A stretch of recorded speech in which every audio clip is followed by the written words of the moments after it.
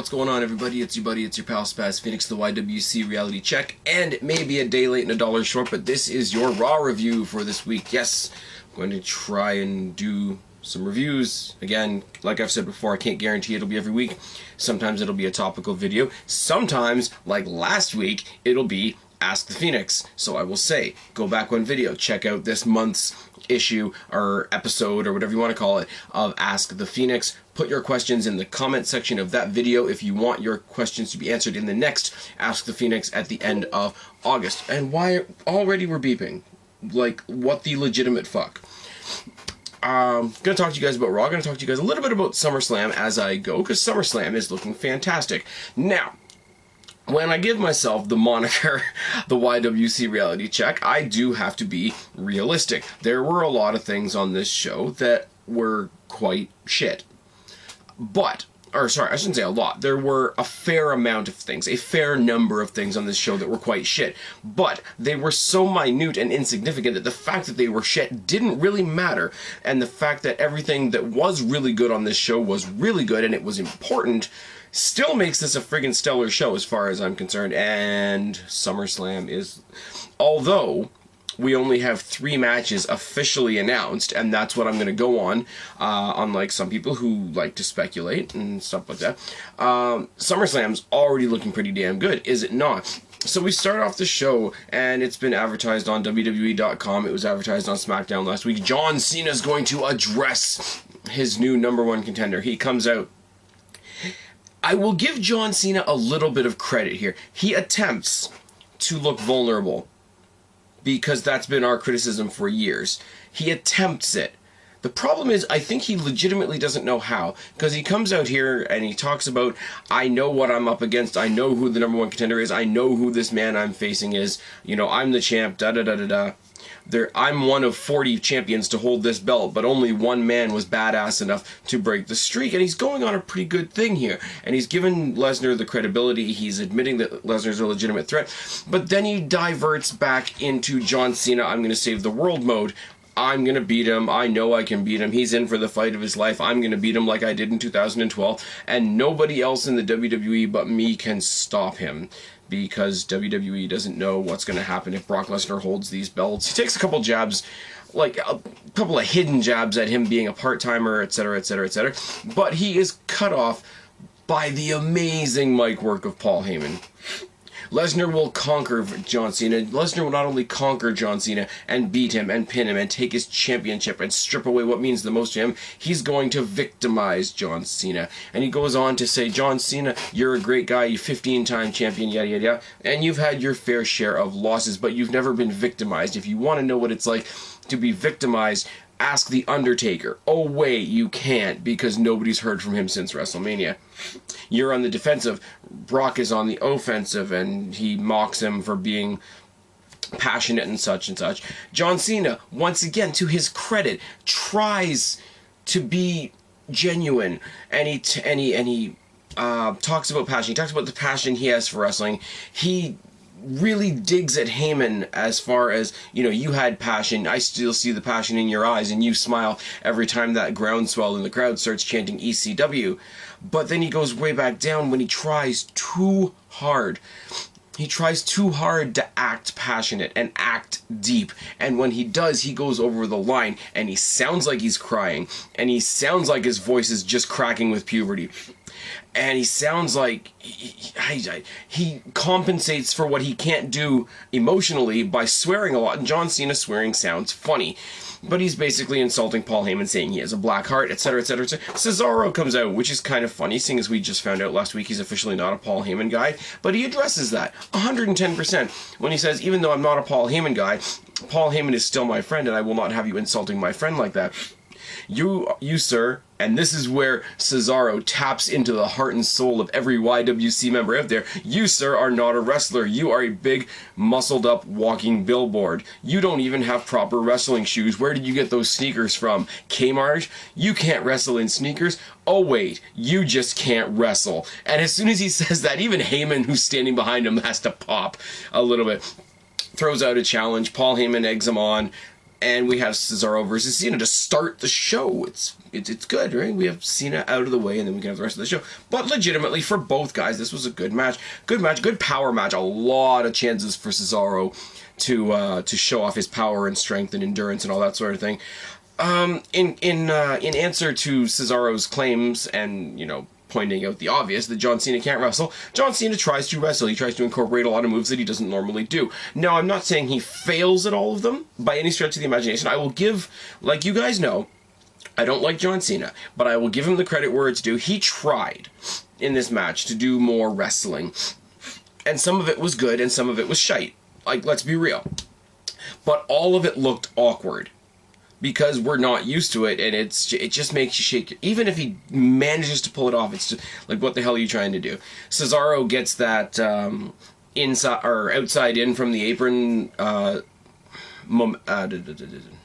leverage suplex that he does from the outside in on Cena at one point, and then we remember that John Cena is John Cena. John Cena gets a top rope super attitude adjustment to get the win.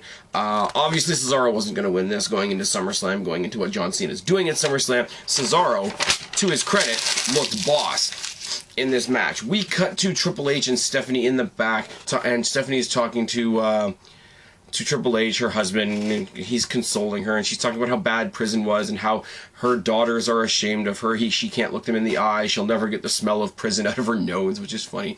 And they seem to be nodding at each other that they know what they're going to do. And there's a whole lot of, you know, I hope this works, this better work, yada yada yada.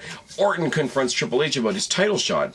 Triple H easily diverts Randy Orton's attention with saying, look, you're not going to get a title shot until you get rid of Roman Reigns, because I'm tired of Roman Reigns running roughshod in the title picture, and as long as Roman Reigns is in the picture, you're not going to get a shot that's not going to get, you know, fucked up. Basically saying, you don't have a title shot because of Roman Reigns. Go take him out. And he says, oh, fine, I'll take him out tonight. He says, well, you can't, because Roman Reigns is facing Kane tonight. And Randy Orton runs down the list. He says, well, now I have a problem with Roman Reigns. It seems I have a problem with Kane. And Triple H, it seems I have a problem with you. Ooh, where's that going to go? Then we get one of my favorite segments of the night. Paige comes out and she's skipping to mock AJ Lee, which is great. AJ and I are still friends. What I did last week was because I was young, and it was because I couldn't control my emotions, and I wasn't looking at her as my friend, but as the person that took my title. AJ comes out, cuts her off. Immediate CM Punk chance, which I will admit, even I'm saying at this point, is bad, because this is a really good feud if it picks up some momentum. She starts by referring to Paige as the sweet young Casper-looking crumpet. Nobody is buying your sweet little innocent girl routine. I know how you feel. I know what it's like to lose this championship. Oh wait, I know what that feels like because you did that to me. If you want to imitate me, like she's been doing with the skipping and the mocking her, etc., etc. If you're gonna mock me properly. Act like I act. I don't play games. If I want to talk crap to somebody, I will do it to your face because I am a real woman. Fantastic. Paige comes back with a very, very simple, but we really are friends, and if you don't believe that, then you're clearly crazy. And then she stops. And then the whole crowd that knows AJ Lee goes, ooh, and then she tries to backpedal, da-da-da-da. And obviously AJ comes back. She does that thing with her facial expression where she gets really, really pissed, and then it breaks into a really, really maniacal smile all of a sudden. She's like, I get it. You spoke without thinking. It happens to everybody. It happens to everybody, even those of us that are off our rockers. And then they brawl like crazy outside, spears her into the ring apron, and Paige leaves. Like, she's not running away, but she's sort of backpedaling up the ramp. Even as she's backpedaling up the ramp to keep herself from getting destroyed, she's still shouting at AJ, what are you doing? We're supposed to be friends. Don't do this.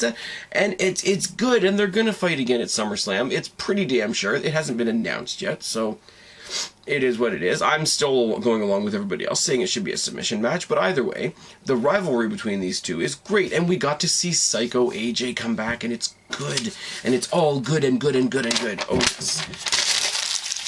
Triple H and Stephanie come out, and immediately there's a jailbird chant at Stephanie McMahon. And throughout this segment, eventually we get told that Jailbird is trending #1 worldwide on Twitter, which is fantastic. Triple H comes out, yells at the crowd. You know, we've had our back and forth over the years. We've laughed together. We've cried together. You've booed me. You've cheered me. But now you're cheering a mother of however many kids and my wife and the COO, or the one of the chief executive officers of this company, being sent to jail.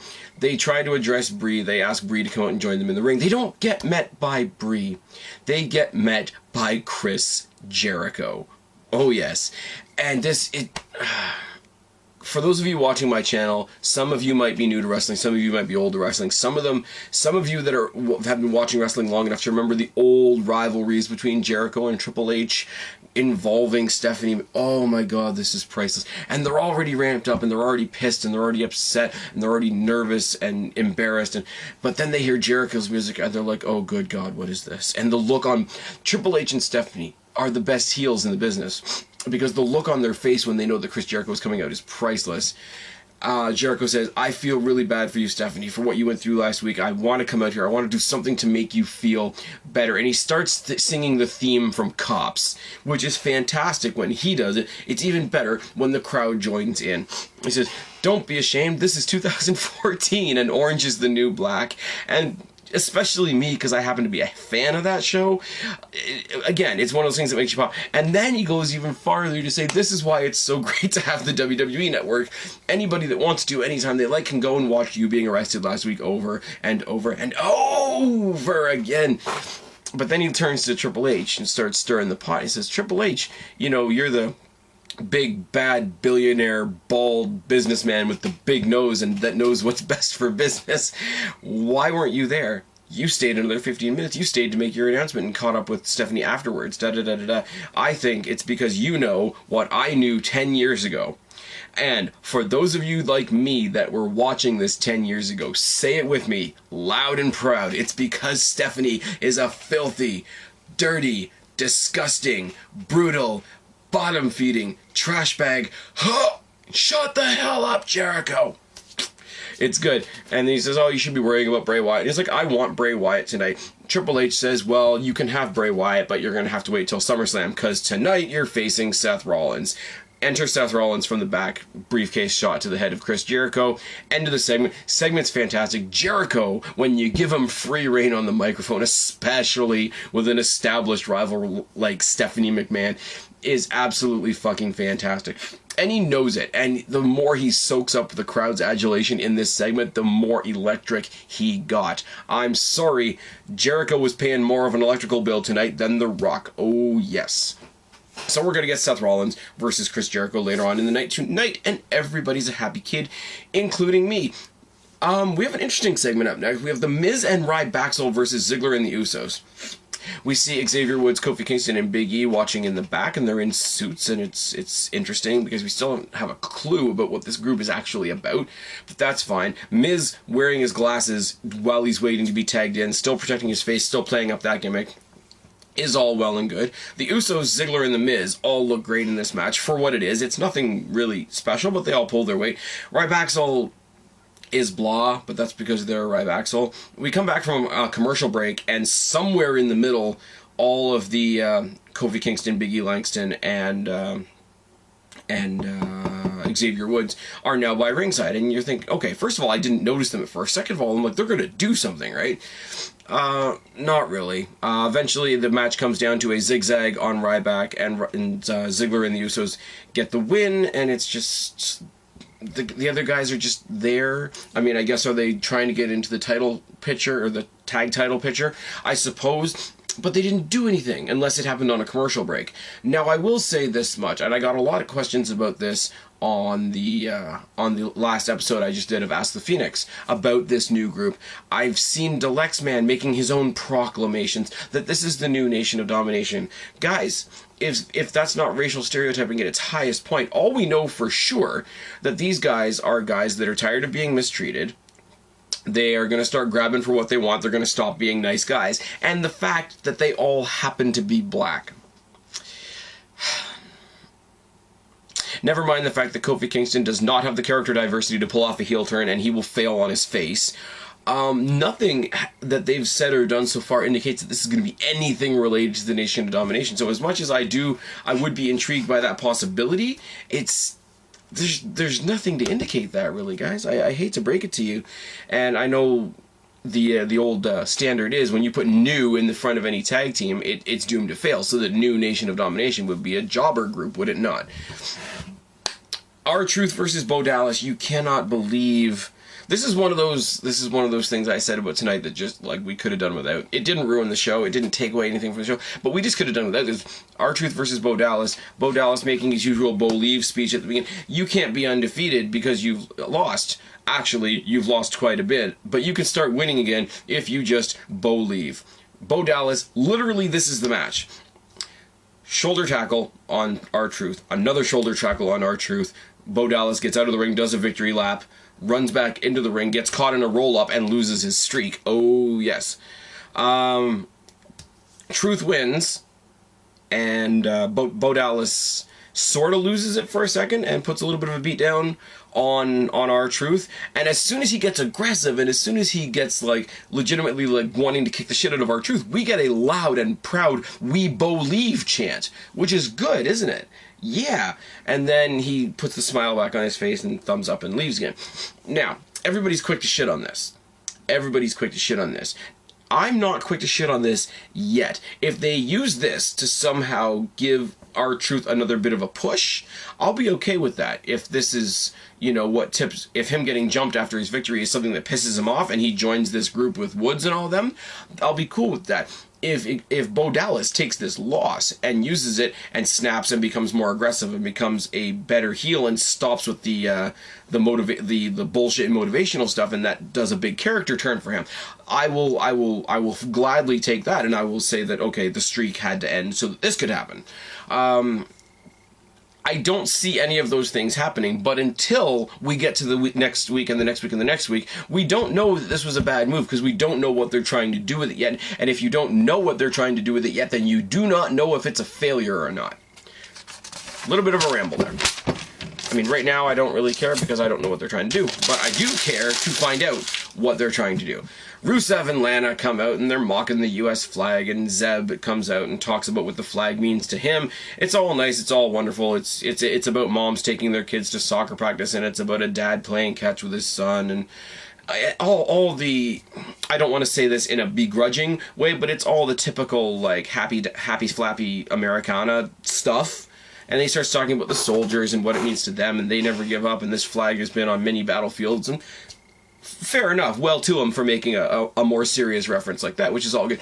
Swagger attacks Rusev in the aisleway. It kind of fails. Rusev mauls him until they get in the aisleway, until they get to the ring. Swagger counters Rusev's attempt at the accolade into an ankle lock. Rusev bails. That's the end of the segment. They're building. They're going to have another match at SummerSlam. It's going to be great. Everybody's saying a flag match, but flag matches, guys, are really lame. I'm just putting it out there. For the same reason that people say about AJ and Paige having a submission match, you could just as easily do it with these guys. These guys are two big athletic guys that both have submission finishers. So if we get another regular match or a different type of stipulation match for the Divas Championship, if we get it, then I would love to see this match, if we get it, as a submission match. Does that not make more sense? I'm sorry, an ankle lock from Jack Swagger or an accolade from Rusev looks a lot more impressive than a PTO or the Black Widow from AJ. And that's nothing offensive to the girls. It's just these guys are far more imposing. So the idea of being in a submission from them is a lot more impressive, and it's a lot more, ooh, it's got that factor to it. I really hope I'm not offending anybody when I say that. I'm only giving my opinion at the end of the day. But if there's going to be a submission match at SummerSlam, I would rather it be this one. And I do need to repeat once again, flag matches are lame. Oh, yes. The last time, what was the last time? It was the Patriot Del Wilkes and Vader versus Bret Hart and the Bulldog, I believe. And then they changed it at the last minute so that the match could end by pinfall. Yeah, flag matches are lame, guys. I'm doing a little bit of, like, digging into history there, but I'm trying to think of the last time there was a legit flag match. And the real answer is there's no such thing as a really legit flag match, is there? Oh, yes. In another match, or in another moment, I should say, that we could really do without, we have Damian Sandow coming out in a spacesuit for some reason. We have Adam Rose coming out with the Rosebuds. I have no problem with the Adam Rose gimmick. I have no problem with Adam Rose. I think he's great. I don't think putting him up against somebody like Sandow, who they're burying at the moment, does either of them any favors. Literally, Sandow gets about 2 seconds of offense and quickly gets met by a party foul, and Rose gets the win. Again, I have no problem with Rose getting the win. We have the post-match celebration with the Rosebuds. It's all good. It's all wonderful. Sandow must have fucked somebody's wife. I'm just putting it out there. Kane versus Roman Reigns doesn't happen because Roman Reigns is making his entrance in the crowd. Orton jumps him in the crowd and they brawl all the way to the ring. Once they are to the ring, Kane tries to interfere and Roman Reigns meets him with a Superman punch off the apron, which looks pretty good. Samoan drop on Kane in the ring and a Superman punch to Orton, but Kane choke slams Roman Reigns and then leaves, kind of like, Orton, here you go, you want him, you can have him. Orton beats down Roman Reigns. He even does this cool little spot where he hangs him up in the ropes, but it's not the typical hang up for the suspension DDT because he's hanging him out with his head facing out of the ring. He then steps out onto the apron, and while Roman Reigns is kind of hung there, I know I'm not explaining this very well at all, but he's got him hung in a prone position against the rope. He just kicks him in the chest over and over and over again, and it's one of those, like, that'll cave in your sternum type moves, and it's really, really nasty looking. Makes Roman Reigns eat the steps on the outside, hits the rail-hung DDT off of the railway outside instead of the ropes on the floor. Very, very nasty. RKO on the table, which doesn't break and makes for a lot louder and more impressive thump, but Mr. Orton is not impressed enough, sets it up once again, and get the fuck down. RKO breaks the table the second time around. Roman Reigns and Orton, again, somebody that I am speculating, and maybe if you read spoilers, it's a little bit more than speculation, I'm just saying. But I'm speculating that they are going to fight at SummerSlam. It has not been announced yet. Fandango versus Diego is kind of a thing. Diego is out with the Slayers, Summer Rae and Layla, and they are both dressed like female matadors, which is fine. El Torito dances with them on the rampway and escorts the girls to the ring, which is fine and wonderful. It's an okay match. I mean, Diego's decent in the ring, but nobody has any reason to care. Fandango, the story he has right now is against two females that he can't fight back against, so there's no real investment there, even though the comical value of it is there. Fandango at one point goes to the top rope for his leg drop maneuver, and El Torito gets on the opposite turnbuckle on the other side, mocking him, so that gets the distraction. He chases him around a little bit, and Diego hits what I can only describe as a springboard roll-up to get the quick win on Fandango. I don't know who that win benefits because Diego is in fact a tag team competitor and he's not going to go anywhere as a single for sure. Fandango keeps losing. That builds up the story between him and the ladies, which is also not going to go anywhere. And Fandango, while the girls and Diego are celebrating in the ring, the girls hold up one of the red capes, and while Fandango is on the ring apron shouting at the girls, pleading, "Why, girls, why?" they lift up the blanket. He gets gored in the crotch right off the apron. It's all good fun, and he sells a gore to the crotch as well as anybody could that takes themselves even a modicum of seriously. Stephanie passes by Nikki Bella's locker room and asks, "Is your sister Brie here yet? You know, there's no reason. This has gone way too far. I'm sorry. We need to have a calm reconciliation to this." All that kind of kissing a bit of ass. Nikki has, I swear to God, the line of the night. There's not many times people like you get to eat a plate of crap. I just hope you like the taste of it. Fantastic. Goldust and Stardust have another promo that I'm not even going to try and replicate. They're looking for the Cosmic Key, which is apparently their new tag team name. They're trying to find it out how to get the Cosmic Key mathematically, and Goldust says the solution to this equation is they have it. I'm guessing that the Cosmic Key is going to turn into a euphemism for the tag team championships, and then the gold one and the star one are going to get the gold belts and put stars on them, or I'm guessing it's going to go something like that. Natalya and Naomi versus Alicia Fox and Cameron is a match. Alicia Fox has her crazy gimmick, kind of. The Funkadactyls have their breakup storyline, and Natty has no reason for anybody to care ever, which is really sad because she's really good and she's really talented, but there's no reason to care. Unless you watch NXT and you're following the storyline between her and Tyson Kidd and how that's going, you got no reason to care about Natty right now. Which, as I say, no slight on her, it's just like, why are you here type thing. I mean, her being there, having the Hart lineage and whatever, everybody in this match was wearing pink, which was a bit awkward, and Naomi wins the match by locking Cameron in this weird new submission move that she has, because it's like a figure four grapevine type thing, but it's around Cameron's chest, which looks really weird, And if we had maybe seen a better angle of it, or if it was at least explained a little better, I would probably understand why it was super effective. It looked like it was really effective, but it wasn't on long enough for me to give it any more than a what the fuck is that? And that's not good. If I'm watching a finishing move happen, as your viewer, WWE, and I can't tell what I'm looking at on my screen, somebody, be it the superstar giving the move, the superstar taking the move, the commentators calling the move, the filmers filming the move, somebody has done me a disservice as a WWE fan if I don't know what the hell I'm seeing right in front of me, or if I don't have an understanding of what I'm seeing in front of me as far as what the hell is that supposed to feel like. Figure 4, for example.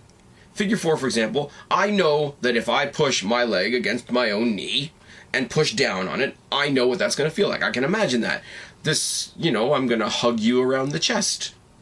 I'm pretty sure it's the first time she's done it. I'm pretty sure she will specialize herself in it if this is going to be her finishing move going forward, and hopefully it will look better, or at least be explained better, because it did look impressive, whatever the hell it was, but literally the way the match ended was the only thing worth talking about. The rest of it was just blah. Jericho versus Rollins is next, and it's the last match of the night, which it deserves. So basically, it's the main event match. There's stuff that happens afterwards, but it deserved to be the main event match of the night for sure. Rollins had a suicide dive that made me laugh, because Rollins, you know, getting all excited, I'm going to rebound off the ropes, and I'm going to go, and it's simply blocked by I was about to say Triple H. It was blocked by Jericho with a right hand to the face while he's flying in the air. That made me laugh. Nice enziguri by Chris Jericho and a drop kick by Rollins. Both look fantastic. Jericho, from the inside of the ring to the outside, has, again, what I can only explain as a springboard shoulder tackle over the ropes into Rollins, knocking him off the apron. Nice little move there. 2 moves by Rollins are pretty damn good. One is a reverse rock bottom into the face first into the second turnbuckle, nasty move. And the second is his typical turnbuckle powerbomb, which is also quite a nasty looking move. He gets we have a counter sequence where we go from a missed curb stomp to an attempted Walls of Jericho to a double-footed enziguri on Jericho. Jericho regathers himself, manages to hit the code breaker sort of out of nowhere, and then we get the jump cut, and then we get a 3-on-1 attack on Jericho by the Wyatts, and then we have another Sister Abigail building towards Jericho and Wyatt's actually announced match at Survivor Series. I'm thinking way far ahead. At SummerSlam. Oh, yes. And that's the end of that segment. We see Jericho left laying by the Wyatts once again. Rollins fucked the fuck off as soon as the Wyatts were there, and who can really blame him? He's passed on Jericho as a victim to his next victimizers, and why does he want anything to do with the Wyatts? He's been in the ring with the Wyatts. He knows what the Wyatts can do. So the fact that as soon as there's a jump cut, Rollins fucks the fuck off makes perfect sense, especially if you want to give him that cliche moniker that I hate of the typical cowardly heel. We get 2 announcements. Ambrose versus Alberto Del Rio is going to be tonight. I say tonight because it's almost the end of the night, but whatever.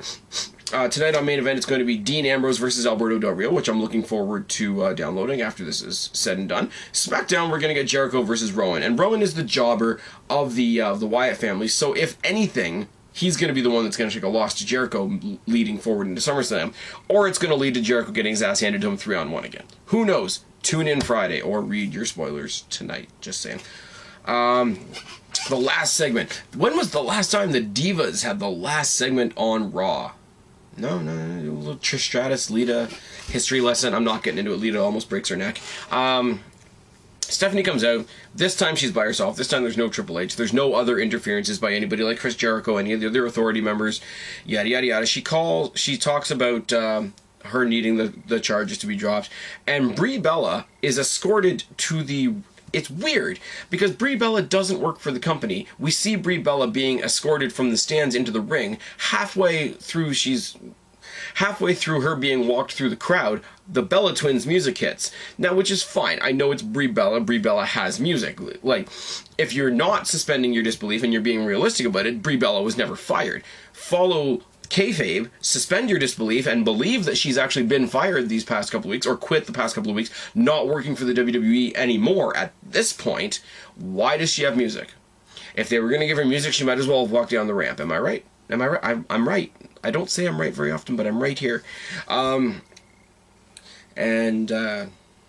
We just get the negotiation from there. What do we have to do to get you to drop the suit, the assault and battery, resisting arrest, all those charges from last week. There is the promise made that Nikki Bella will not be tormented anymore. She'll be treated as an equal. I'll even give Nikki a raise. And she's like, well, when that's not enough, she says, I want my job back. Okay, we can give you your job back, da-da-da-da. It'll take a little while. Let me see what I can do. Well, okay, if it's only a matter of we're going to see what we can do, then I'll see you in court. So, okay, you've got your job back. Now, I want a match at SummerSlam. Oh, is that all? Is that all you need to drop the lawsuit? You need a match at SummerSlam? What do you want? You want a Divas title match? I'll give you a Divas title match. I'll give you a Total Divas Spectacular. Now, side note. Was there ever any explanation, or even an attempt at any explanation, at what a Total Divas Spectacular would be? No. But Stephanie's grasping at straws, being the desperate heel that she is, and doing a fantastic job. She says, no, I want a match with you. He says, you can't have a match with me. I haven't had a match in 10 years. Okay, well, then we'll see you in court. And he says, no, and calls her back, and there's a lot of push-pull that's done fantastically. And I mean, Stephanie does the push-pull a little bit better than Brie, but Stephanie's been a heel a lot longer than Brie's been in the company. So that's fair. I can forgive that. And she's bawling, and she's fine, you can have your match with me at SummerSlam. And she's leaning on the ropes, looking like she's so distraught she needs the rope to hold her up. Brie is smiling at her on the apron, and I'm like, oh, this is going to be good.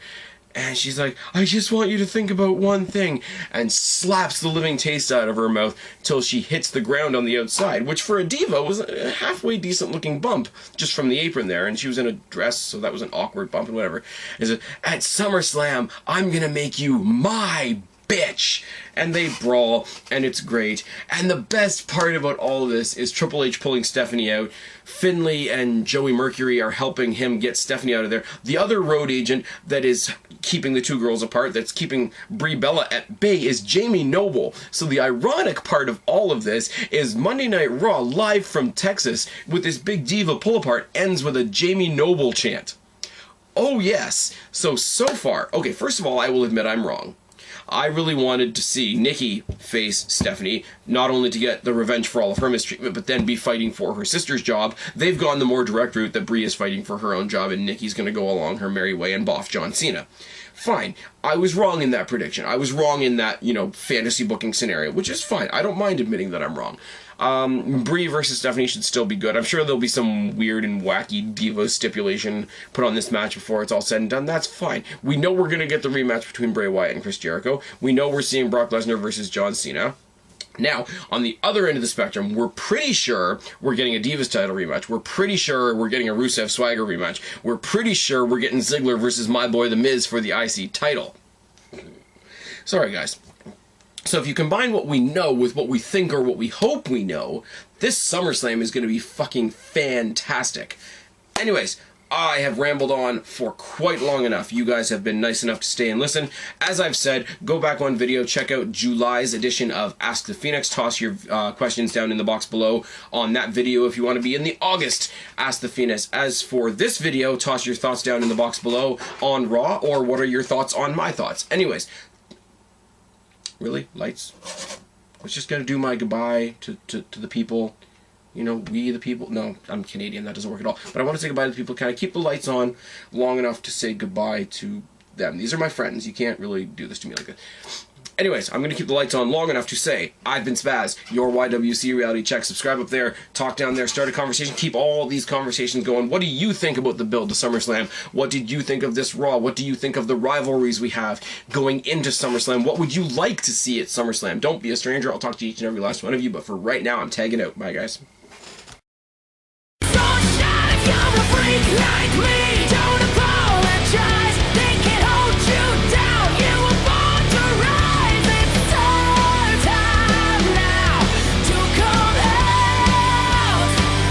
You're a freak like me.